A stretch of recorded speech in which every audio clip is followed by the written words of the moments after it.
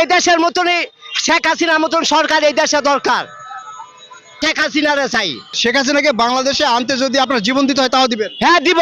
সব দলে মিলাইয়া ইয়ারে শেখ হাসিনার এই দেশেতে বার করছে। 5 তারিখের পরেতে এই বাংলাদেশ একটা মানুষও শান্তি নাই, কে অশান্তি আছে। একটা মানুষও ঘুমাইতে পারে না, অশান্তি। দিনে দুপুর বেলা ইয়া চুরি ডাকায় লইয়া হয়ে থাকা। আমাদের সরকার আমরা শেখ হাসিনারে চাই, আমরা কোন সরকার চাই না। এই সরকার আনতে হইলেই ছাত্র দল মিলাইয়া এই সরকার আনতে হইব বাংলাদেশে, আবার দেশ স্বাধীন হইব। মানে শেখ হাসিনাকে আনার জন্য যদি আবার আন্দোলন করতে হয় আন্দোলন করবেন? হ্যাঁ ও অবশ্যই করবো। যা বালার জন্য সামনে কে মৃত্যু আমরা সামনে যাবো। মানে শেখ হাসিনাকে বাংলাদেশে আনতে যদি আপনার জীবন দিতে হয় তাও দিবেন? হ্যাঁ দিব। কেননা এই দেশের মতনই শেখ হাসিনার মতন সরকার এই দেশে দরকার। আমরা শেখ হাসিনারে চাই, এই দেশের শেখ হাসিনারে চাই, কিন্তু আমরা শেখ হাসিনার দরকার।